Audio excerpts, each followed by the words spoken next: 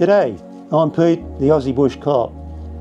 In 2012 I retired from the New South Wales Police because of mental health issues, and now I live on beautiful King Island where I become a homesteader, and I'd like to share some stories with you. You might have thought, even for a split second, what's it like to be in the cops? Well, come in the shack and I'll tell you, and then you might think differently. G'day, it's lovely to be with you again, and I've got something different for you today, and it's about what it's actually like to be in the cops. One time I met a bloke who said to me, "What do you do for a job?" And I said, "Oh, I'm a policeman."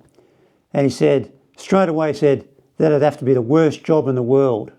And, okay, that's what you think. But there was part of me that thought, I bet there's a little part of him that wished that he could do it as well, at least for a minute, because I think everybody would like to be a policeman, at least for a second. But I've had a lot of time to think about this, and when I wrote my books, the editor said, why have you written this book? When I wrote the first one, she asked that. And the answer was, I want people to know what it's actually like to be in the coppers. There's a lot, it's on TV, it's movies, and none of it's ever really how it is, except maybe the bill. Maybe the bill come pretty close. But one of the things that happens in the police is that, especially when you're going to be starting night work, so you're up for maybe a period of time before you go to work. And what I noticed was that about 1 hour before I left home, I started to psychologically distance myself from my family, psychologically preparing myself for what might happen. And when I worked in Dubbo is a city of 40-odd thousand people, 50 general duties police, whole squad of detectives and homicide and crime scene and radio techs. The whole shooting gallery was there, almost. And so you're stepping into a world that is very few people inhabit. And so you start to psychologically distance myself and prepare myself for going to work, especially when it was night work. I used to marvel, and in some ways I still do, if I don't have a TV anymore, we haven't had a TV for a number of years. But, if I'm at somewhere where there's a club and there might be TV going, and I see, mostly an Australian show where there's police, and I think, I wonder what it's like to pretend to act that I'm a general duties policeman. It'd be an interesting thing to do, to involve myself emotionally in the job, but then at the end of it, take the uniform off and you're not a policeman anymore. And so I was rather interested in what that was like. And when you're approaching the question of what is it like to be in the cops, and to some level, police, fire brigade officers and ambulance officers are sort of lumped together. And some of that is for very good reason. But there's a very clear difference between the three.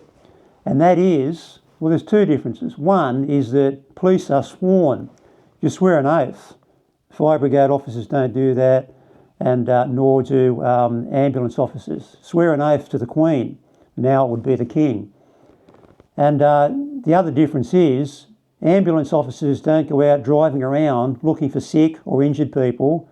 Fire brigade members don't drive around looking for fires. Cops go out looking for trouble.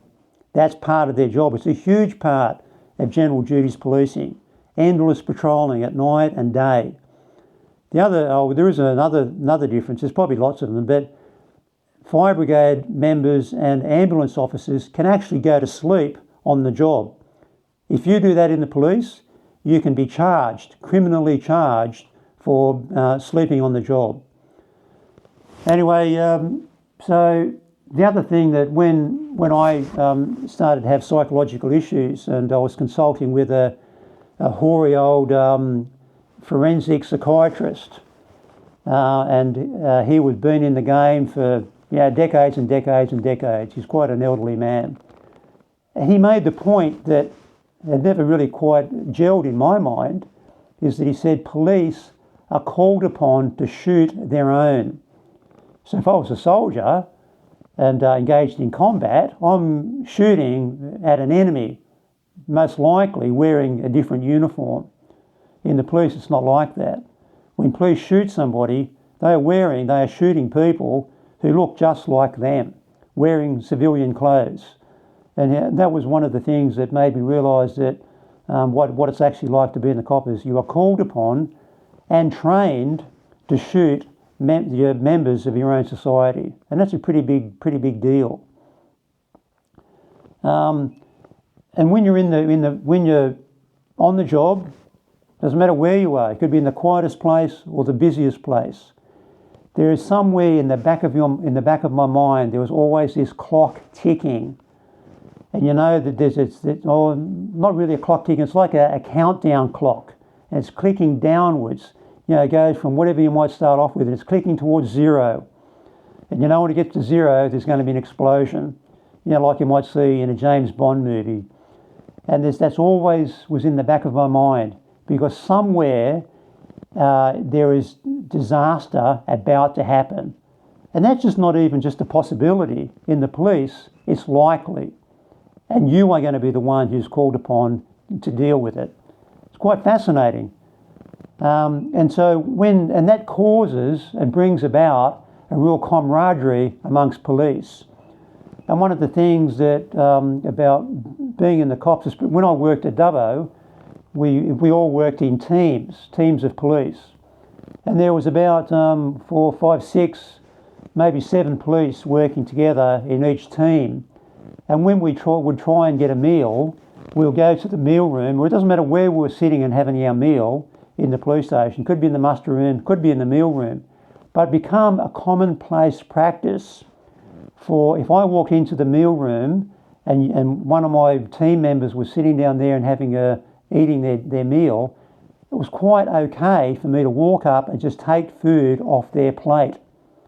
Now, if you did that to someone else, that would be considered probably a failure of etiquette or something. There would be something not quite right about that, to take food off someone's plate. But in the police, it was an absolutely acceptable practice.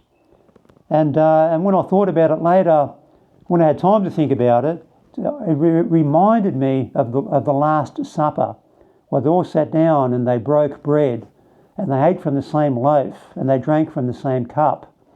And that's actually what was going on.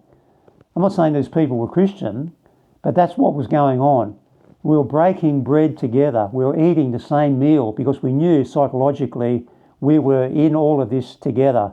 And I've heard that expression so many times. We're all in this together. And most of the time that's just not true. But in that we were, and it was a really great thing to experience. Another day, I was walking out of the Dubbo Police Station, and Dubbo Police Station, it's a different one now. They had a long ramp down from the station down to the street level. And then we were walking down the ramp one day, and the Dubbo Police Station was and still is in the central business district. And there was a mother with a young boy walking past. The little boy his mother was holding his hand, and they were walking along. Lovely looking couple, And she said, and the little boy looked at me, and then he looked up at the police station behind with eyes as big as saucer plates, and he said, "You all live in there, don't you?" And I knew what he meant. And I said, "Yeah, mate, we all live in there." Now, of course, that's not strictly true, but the boy was onto something profound. We did live in there, and we did profound living in there, where you lived and you worked with people whom you could trust with your very life. And I'm not talking about something that's where you might die, situations that are absolutely where people would save your life.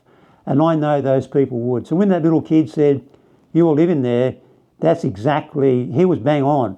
And what is it? Out of the mouths of babes, sometimes wisdom comes.